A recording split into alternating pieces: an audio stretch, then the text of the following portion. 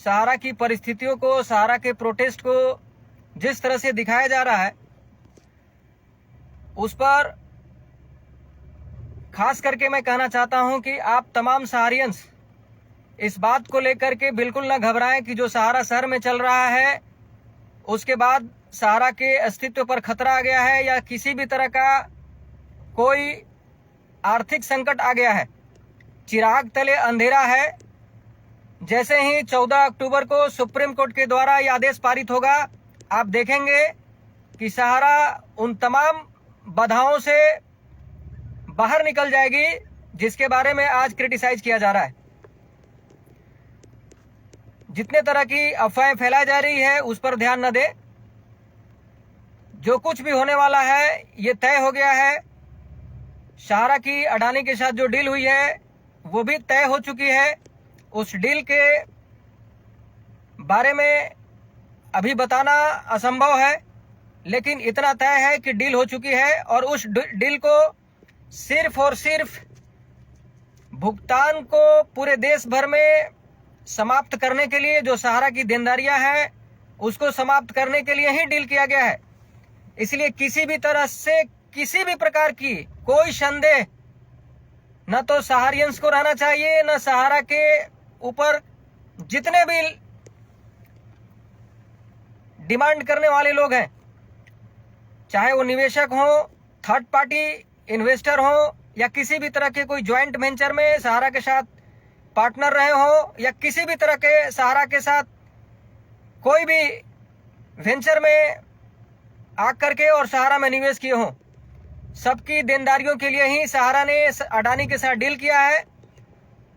तो इंतजार सिर्फ इस बात की करनी है, चाहे वो कोई भी हो, सहारा के एम्प्लॉय हो, सहारा के वर्कर हो, सहारा के ऑफिसर हो, सहारा के इन्वेस्टर हो, डिपॉजिटर हो, पार्टनर हो या किसी भी तरह से सहारा के ऊपर कोई भी डिमांड हो, कम से कम 14 अक्टूबर तक इंतजार करने की जरूरत है।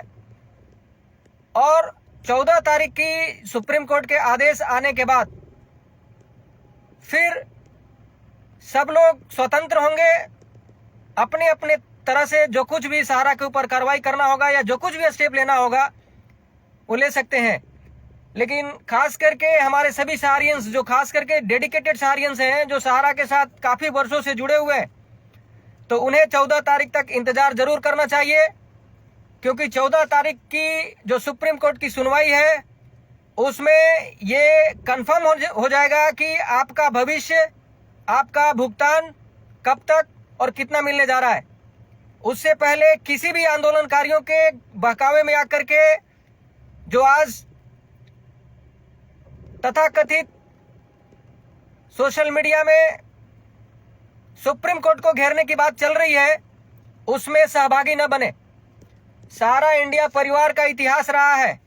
हम देश के कानून का पालन करने वाले लोग हैं, देशभक्त लोग हैं, सुप्रीम कोर्ट का आदर करने वाले लोग हैं, सहारा श्री की नीति और नियमों पे चलने वाले लोग हैं।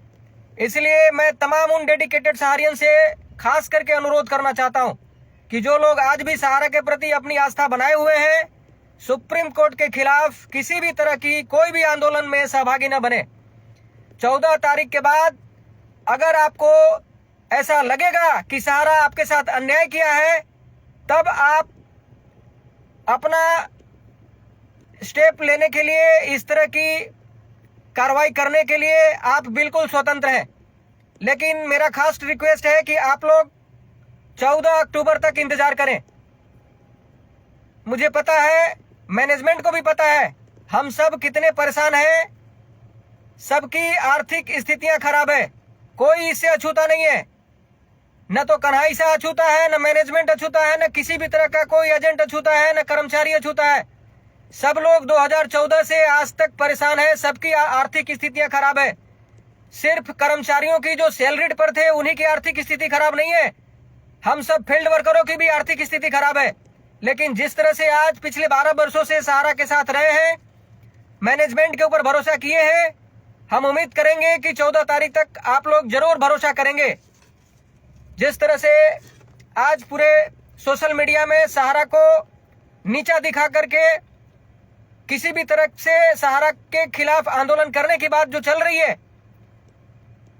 वो आंदोलनकारियों तक ही सीमित रहने दीजिए। आंदोलनकारियों ने सहारा श्री की भी बात नहीं मानी थी। जब सहारा श्री अपनी बात रखते थे उस पर भी भरोसा नहीं था। आज जब अडानी के साथ डील हुई है उस पर भी उनको भरोसा नहीं है। आज सुप्रीम कोर्ट जो कुछ भी कर रही है उस पर भी भरोसा नहीं है। तो इनको इनके अपने विचार और इनकी जो मानसिकता है, ये जो भी स्टेप लेना चाहे, सुप्रीम कोर्ट के खिलाफ जाए, सरकार के खिलाफ जाए या सहारा के खिलाफ जाए, इनके साथ हमारे डेडिकेटेड सहारियन खास करके बिल्कुल आपसे नम्र निवेदन है। मैं नतमस्तक होकर के आप लोगों से कहना चाहता हूं कि 14 तारीख तक इंतजार करें।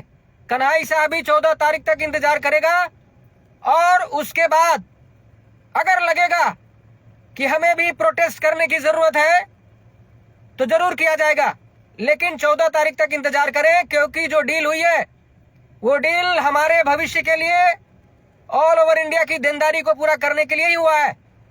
इसलिए निश्चिंत रहे और सहारा के साथ बने रहे।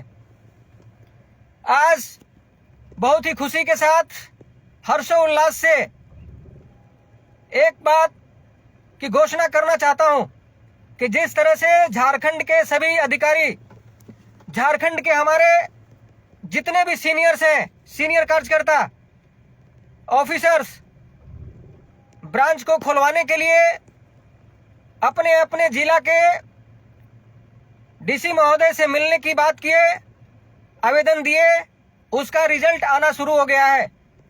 मैं बहुत ही खुशी के साथ इस बात को आप लोगों के सामने प्रत्यक्ष रूप से उदाहरण के रूप में आप लोगों को बताना चाहता हूं कि डीसी महोदय को 23 तारीख की जो आवेदन दी गई थी उस पर संज्ञान लेते हुए डीसी महोदय ने हमारी ब्रांच को खुलवा दिया गया है।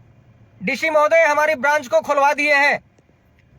इसी तरह से जिस तरह से हमारी ब्रांच खुलवा दी गई है, ऑल ओवर झारखंड की सभी ब्रांच को खुलवा दी जाएगी और आने वाले 10 से 15 दिनों के अंदर आप देखेंगे कि झारखंड के सभी डीसी महोदय ने आपकी ब्रांच को खुलवाने का परमिशन दे दिया है।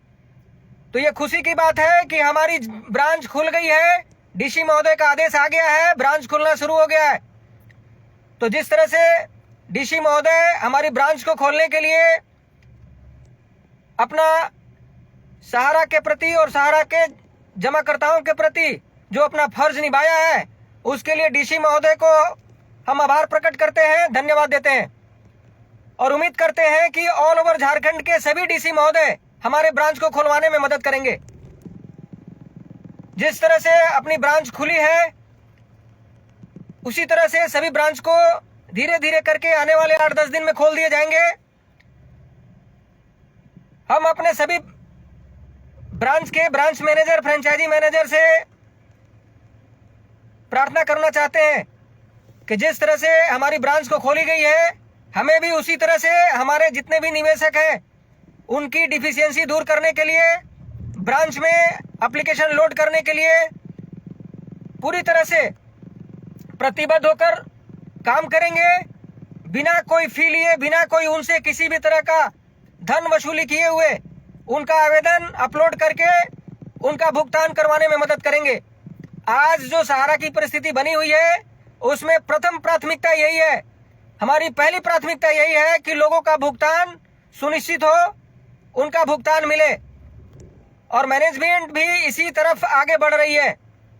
जिस तरह से आज सोशल मीडिया में या मीडिया में सहारा को लेकर के अफवाह फैला रहे हैं कि सहारा का अब अंत हो गया, सहारा की वजूद मिट गई, सहारा के पास अब कुछ नहीं रहा है, तो इन अफवाहों पर ध्यान नहीं देना है।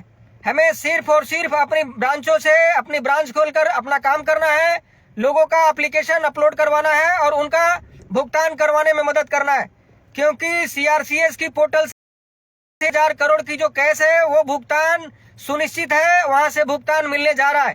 अभी तक 6000 करोड़ की भुगतान हो चुकी है, बहुत जल्द 4 से 5000 करोड़ की भुगतान 10 से 15 दिन के अंदर हो जाएगी। उसके बाद एक अच्छी खबर यह भी मिलने जा रही है आने वाले 4 से 5 दिन के अंदर कि पोर्टल पर जो मैक्सिमम लिमिट है उसको बढ़ा करके 5 से 10 लाख कर दिया जाएगा और जो मैच्योरिटी की डेडलाइन है उसे भी बढ़ाया जाएगा। उम्मीद है कि आप सब हमारी इस बात से जरूर सहमति बनाते हुए अपने अपने ब्रांच को खोलकर अपने अपने निवेशकों का, जमाकर्ताओं का, कार्यकर्ताओं का एप्लीकेशन अपलोड कराएंगे, डिफिशियंसी दूर कराएंगे और उनका भुगतान सुनिश्चित कराएंगे।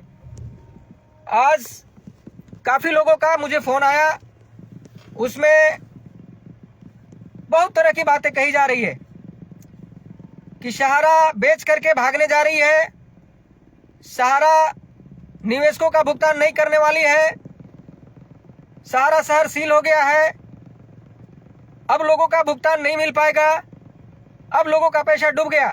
इस बात पर मैं कहना चाहता हूं कि सोशल मीडिया के पास किसी भी तरह की कोई भी ऑथेंटिक जानकारी नहीं है। न तो सहारा अभी तक भागी है, न कोई भागने का प्लान है।